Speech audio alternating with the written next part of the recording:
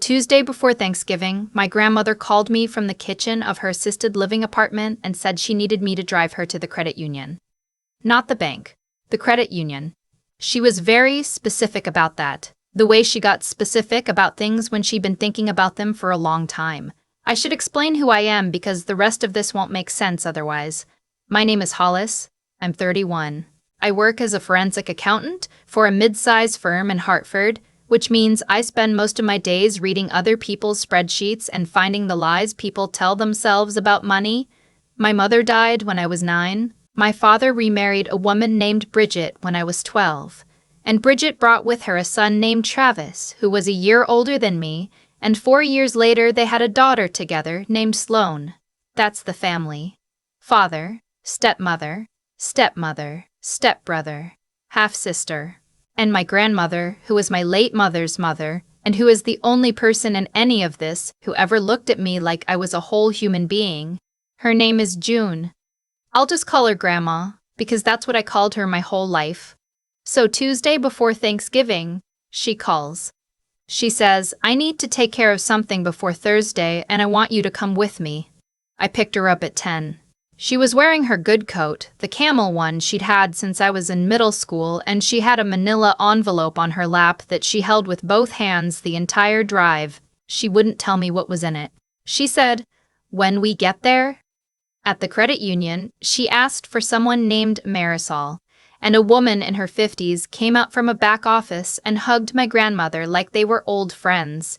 They went into a room together. I sat in the lobby for 40 minutes reading a brochure about home equity lines of credit. When they came out, my grandmother was holding 4 white envelopes. She handed me one. She handed me a second one. She said, this one is for you on Thursday. This one is for your sister, Sloane. You give it to her when the moment feels right. I looked at her. I said, what about the other 2? She said, those are for Travis and your father. I'll handle those. I asked what was in them. She said, don't open yours until Thursday. I want it to be a surprise. I drove her home.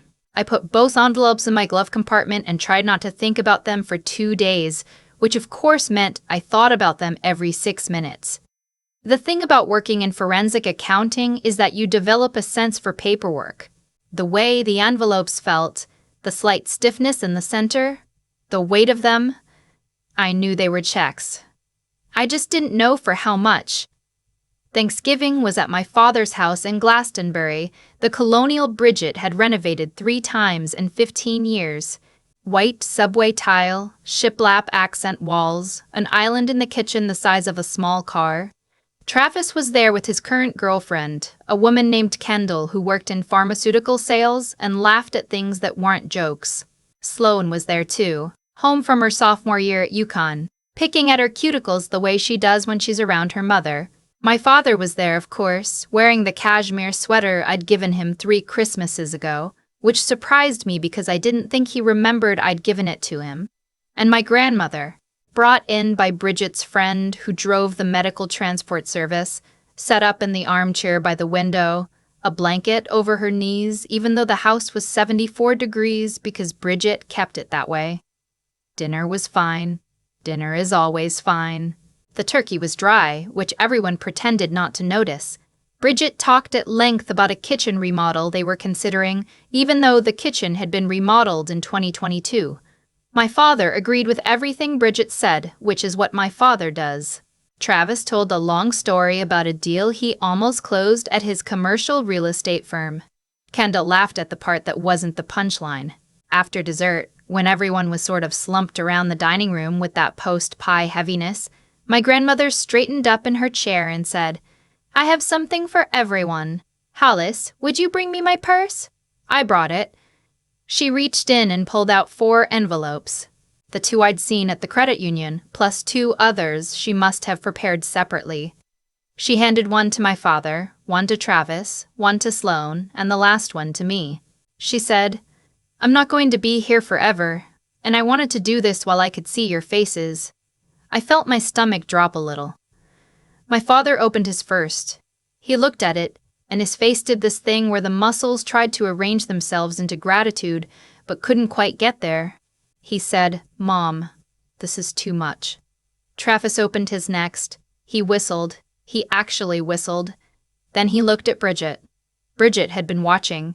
She held out her hand and said, "Let me see, sweetie." Travis handed her the check. Bridget looked at it for what felt like a long time. Then she laughed. Not a real laugh, the other kind, the one Bridget does when she's about to do something cruel and wants to dress it up as a joke first. She said, "June, honey, are these from the old joint account? The one with Walter?" "My grandfather Walter died in 2019. Grandma said, "No, dear. They're cashier's checks, drawn against my account at the credit union." Bridget kept smiling. She said, "Sweetheart, are you sure? Because if these are tied to anything you and Walter had together, those accounts were closed out years ago. It would be a real shame if these bounced. Embarrassing for everyone." I watched my grandmother's face. She wasn't confused. She was something else. She was patient. She said, "Bridget, the checks are good." Bridget turned to Travis and said, "Sweetie, you might want to double check before you cash that. I'd hate for you to have a bounced check on your record. You know how those credit reports work?" Travis looked at the check. He looked at his mother. He looked at the check again. Then he tore it. He tore my grandmother's check in half. At her kitchen table, with her sitting 6 feet away, he said, "Whatever. I'm not driving to a credit union over something that might be nothing." "Thanks anyway, Grandma." Kendall giggled. She actually giggled. My father, watching this, said nothing. He looked at the check in his own hand. He folded it. He put it in his shirt pocket. He didn't say a word. Sloane was staring at her envelope. She hadn't opened it yet. Bridget reached over and plucked it out of her hand and said, "Honey, let's not get her hopes up. We'll deal with this later." I watched Bridget take my sister's envelope and slide it into her own purse. My grandmother turned to me. She said, "Hollis, sweetheart, open yours." I opened it. Inside was a cashier's check made out to me for $32,000. There was also a smaller envelope sealed with my name written on it in her shaky handwriting. Bridget said, "Oh, Hollis, honey, I'd be careful with that too. Don't go embarrassing yourself trying to deposit it." I looked at Bridget. I looked at the check. I looked at my grandmother. I felt something cold settle into my chest, but I kept my face very still. I've spent 12 years learning to keep my face still when I find something I'm not supposed to find. I said, "Thank you, Grandma. This is very generous." I folded the check carefully. I put it in my purse. I picked up the smaller sealed envelope and put that in my purse too. Bridget said, "Sweetie, you're not actually going to try to cash that, are you? After what happened with Travis?" I said, "I'll figure it out, Bridget. I'm good with money." Bridget laughed again. She said, "Right, the accountant. We forget sometimes. We forget sometimes." Like I was a houseplant they kept meaning to water. I drove my grandmother back to her apartment that night. Before she got out of the car, she put her hand on my arm and said, "I love you, sweetheart. Read the letter when you're alone. Tonight if you can." I went home to my apartment in West Hartford. I sat on my couch. I opened the smaller envelope. The letter was 3 pages long. My grandmother had written it by hand. Her handwriting was getting worse, and you could see the effort in every line. She wrote that when my mother died, my mother had a life insurance policy. The policy was for $250,000. The beneficiary was supposed to be a trust set up for me, to be released to me in installments starting at age 18 and concluding at age 30. She wrote that she had only learned about the policy 6 months ago when she was going through old files my grandfather had kept. She had assumed for years that my mother died without any life insurance because no one ever told her otherwise. My father, who was named as trustee, had never said a word about it to anyone. She wrote that she had hired a lawyer, quietly, and asked him to look into it. The lawyer had pulled records. The trust existed. The trust had been drained over a period of about 8 years, and withdrawals ranging from a few $1,000s to one transfer of $40,000. The withdrawals had been authorized by the trustee. My father. The funds the lawyer had been able to trace had ended up in a joint account my father shared with Bridget. She wrote that the trust was supposed to have been fully released to me by my 30th birthday. I had turned 31 in August. I had never received $1. I had never received a notification. I had never even known the trust existed. She wrote that the $32,000 was not the trust money. The $32,000 was her money, from her own savings, because she wanted me to have something she could give me with her own hands while she was still alive. The trust was a separate matter. The lawyer's name was at the bottom of the letter. His office was in West Hartford. She had already paid his retainer. She wrote at the end, "I am so sorry it took me this long. You were 9 years old when your mother died, and I should have known. I should have asked questions. I trusted your father because your mother trusted your father, and I was wrong, and I have lived with that for a long time. But I am asking you now, with everything I have left, to take this and use it. Don't fight them in the kitchen. Fight them where it counts." I read the letter 3 times. Then I got up and made myself a cup of tea and stood in my kitchen for a long time looking at nothing. Here is what I want to be honest about. I was not surprised, not in the way that surprise feels. I had known, in the way that you know things without knowing them, that something was off about my father for a long time. The way he and Bridget bought a vacation place in Vermont when he was a public school principal, and she sold real estate part-time. The way Travis had his tuition fully paid at a private college I knew they couldn't have funded on their salaries. The way I had been told the summer I turned 20 that there was nothing left from my mother, that her medical bills had taken everything, that I should be grateful for the roof over my head while I got through state school on loans. I had been grateful for years. I had been grateful for a roof that I had partly paid for myself with stolen money. The next morning, Black Friday, I drove the check to the credit union my grandmother had used. I deposited it. The teller did not look up and say anything dramatic. She processed it and gave me a receipt and told me the funds would be available by Tuesday. Cashier's checks clear fast. They're as good as cash, which is the entire point. Bridget knew that. Bridget had a real estate license. Bridget knew exactly what a cashier's check was. The performance at the dinner table had not been ignorance. It had been theater. On Monday, I called the lawyer. His name was Hubert Aldana. He had a small office above a bagel shop, and he was maybe 65 years old, and he wore a bow tie that looked like it had been part of his face for so long it had become indistinguishable from him. He had a file on his desk when I came in. He turned it toward me. He had pulled bank records.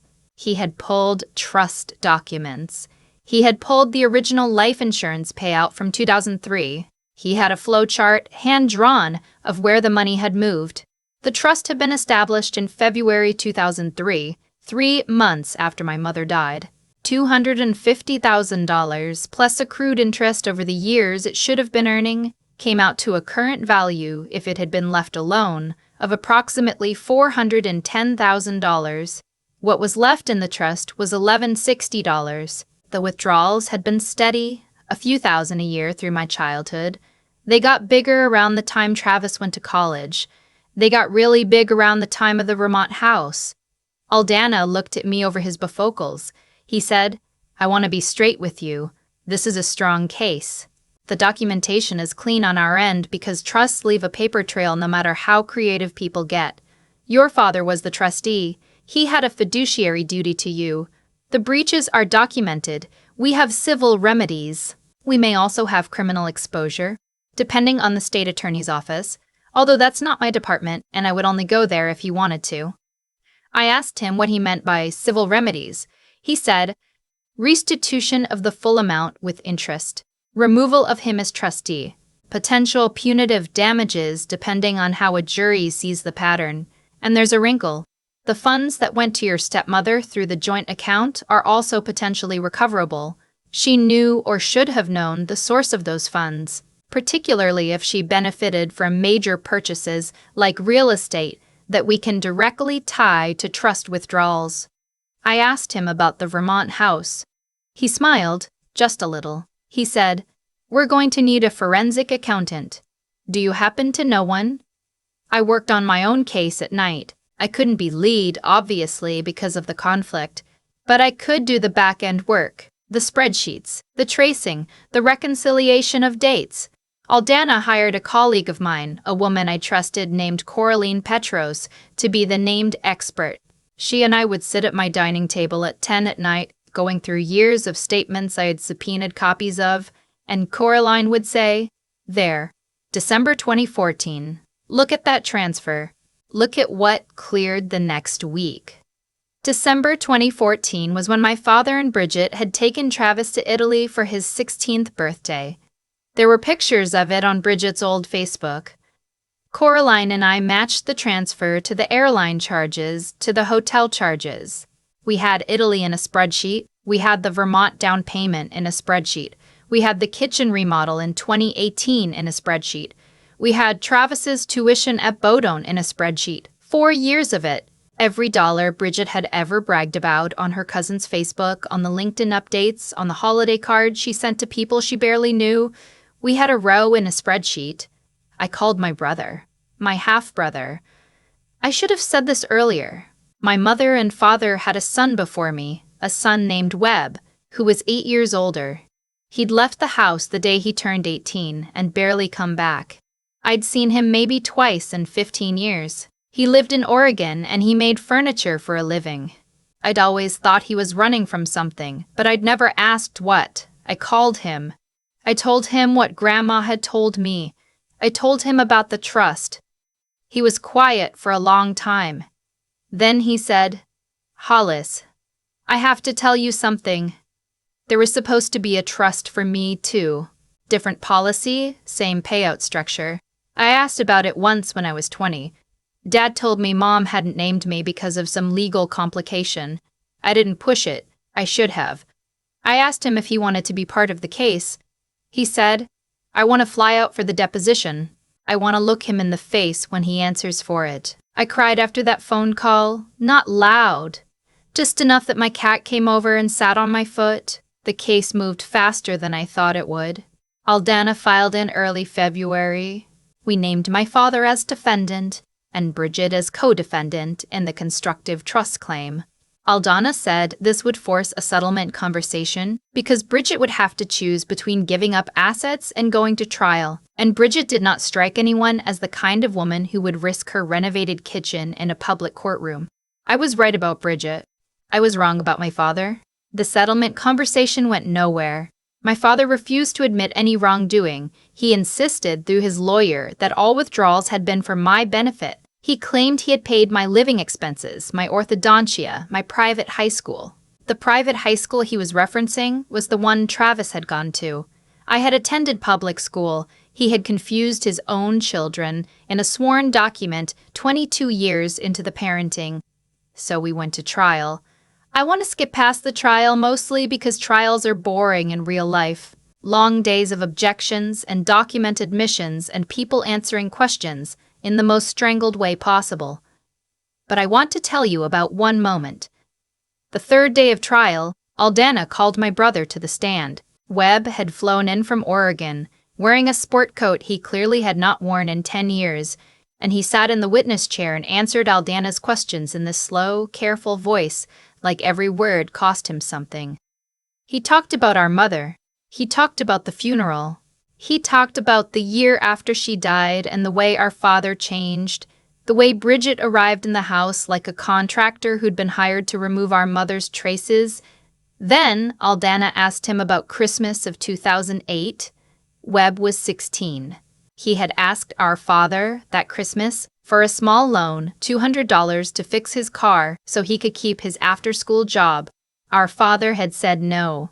Our father had told him, quote, "We don't have money lying around for that kind of thing." The bank records showed that the same week, our father had withdrawn $18,000 from my trust to pay for Bridget's mother's funeral. Bridget's mother's funeral, not my mother's. Bridget's. Out of my mother's life insurance. The jury was looking at the floor for most of Webb's testimony. After that part, they were looking at my father. The verdict came back on a Friday. They found for me on every count. Breach of fiduciary duty. Conversion.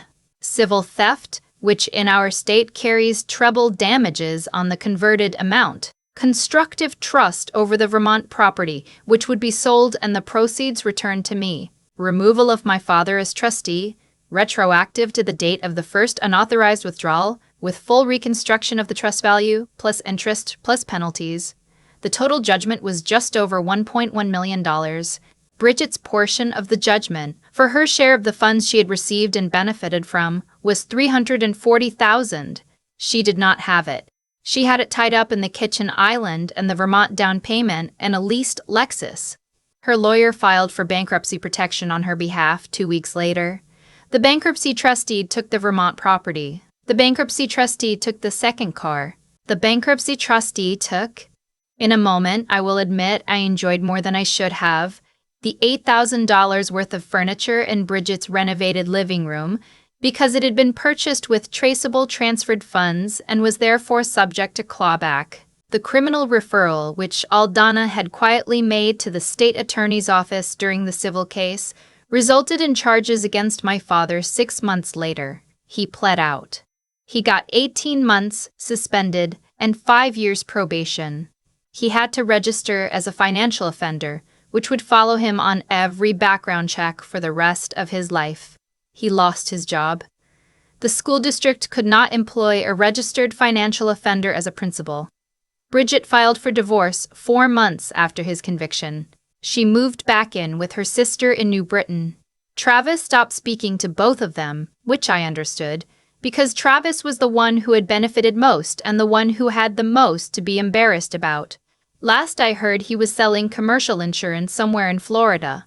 Sloan called me a week after the verdict. She was crying.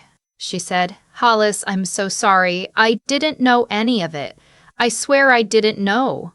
I told her I knew she didn't know. I told her I had never blamed her. I told her if she wanted, when she was ready, I would help her sort out her own situation, because Bridget had also, it turned out, used Sloan's social security number to open 2 credit cards when Sloan was in high school, and Sloan had been wondering for 2 years why her credit was bad. Sloan is staying with me now. She finishes her degree in May. My grandmother lived to see the verdict. She did not live to see the criminal sentencing. She died in early April, in her sleep, in the assisted living apartment where she had called me from on the Tuesday before Thanksgiving. The hospice nurse told me she had been holding the photograph of my mother that she kept on her nightstand. She was 86. In her will, which she had updated after that Thanksgiving with Aldana's help, she left everything she still had to me and to Webb and to Sloan in equal thirds. It wasn't a lot. The credit union accounts, the contents of the apartment, a small life insurance policy of her own. But she had been very deliberate about it. She had specifically named Sloan, my stepsister, alongside her biological grandchildren. She had written, in a note attached to the will, that family was who showed up when you needed them, and that she expected the 3 of us to show up for each other from now on, and that she was sorry she could not be there to see it. I had her cremated. Webb came in from Oregon. We took her ashes up to the lake in New Hampshire, where she had spent summers as a child. Sloan came with us. We scattered the ashes on a Saturday morning in May. There was no one else there. There was no service. My grandmother had been very specific about not wanting one. I want to tell you one last thing. The morning after Thanksgiving, before I went to the credit union with the check, I'd opened my grandmother's letter one more time. There was a postscript at the bottom of the 3rd page that I had not noticed the first 3 times I read it. The ink was a little lighter, like she had added it later, maybe right before she sealed the envelope. It said, "Your mother used to say that the people who underestimate you are giving you a gift. They're telling you how much room you have to move before they notice. Use the room, sweetheart. Use all of it." I have that letter in a frame now. It hangs in my office, next to my CPA certificate and my forensic credentials. Clients sometimes ask about it, and I tell them it's from my grandmother, and I leave it at that. It is the most expensive thing I own, and the cheapest. It cost her a sheet of stationery and 12 years of guilt. It bought me back my mother's name on a trust, my brother's voice on the phone, my sister's spot on my couch, and a quiet I had not known was possible. The other night, Sloane was studying at my kitchen table, and she looked up and asked me if I ever felt bad about how things went down. About my father. I thought about it. I poured myself another cup of coffee. I sat down across from her. I said, "No, I don't feel bad. I feel like the numbers finally balanced." She nodded like that made sense to her. Then she went back to her textbook, and I went back to my laptop, and outside the window, the streetlights came on one by one down the block, and the apartment was warm, and we were both still here. I think about that Thanksgiving dinner more often than I expected to. Not the verdict, not the bankruptcy filing, not the moment Bridget's lawyer realized the Vermont house was gone. I think about the second before my stepbrother tore his check in half. The half second where he looked at his mother and decided to trust her instead of the woman who had raised her own daughter, my mother, who had loved him more than any of us ever knew. He chose wrong because his mother had taught him how to choose wrong. And that choice, that one tiny choice at a kitchen table in Glastonbury, was the thread that pulled the whole sweater apart. Causes have consequences. That sounds simple when you say it out loud, but most people don't actually live like they believe it. My father took $18,000 from a 9-year-old's trust to bury his new wife's mother. He thought he was solving a small problem. He didn't see that every withdrawal was a brick he was building into a wall that would one day fall on him. Bridget bragged about the Vermont house on Facebook. She didn't see that every photograph was a piece of evidence. They both kept choosing the smaller wrong over the harder right, year after year, until the wrongs added up to something they couldn't outrun. That's not mysticism. That's just arithmetic. What I learned, sitting at my dining table at 10 at night with Coraline going through old bank statements, is that being decent and being smart aren't separate things. They're the same muscle. My grandmother was decent enough to ask the question no one else had asked, and smart enough to hire a lawyer before she said a word to me. My brother Webb was decent enough to fly across the country for a sister he barely knew, and brave enough to sit in a witness chair and say out loud what our father had done. Sloane was decent enough to call me crying, and humble enough to let me help her clean up a mess her own mother had made of her credit. None of us were perfect. We were just willing to keep showing up after the easy answers ran out. If you take anything from what I've told you, take this. Keep the check. When someone laughs and tells you what you're holding is worthless, hold it tighter. The people who underestimate you are giving you a gift, my grandmother wrote, and she was right. They are showing you exactly how far they think you cannot reach. Reach further. Be quiet about it. Do the math at night. Keep your receipts. Let them tell themselves the story they want to tell, the one where you are small and slow and grateful, and let them keep telling it right up until the morning you walk into a credit union with a piece of paper they swore was nothing. I am not angry anymore. Anger was a fuel I needed for a while and then didn't. What I have now is quieter. I have my mother's name back on a trust. I have my brother's voice on the phone on Sundays.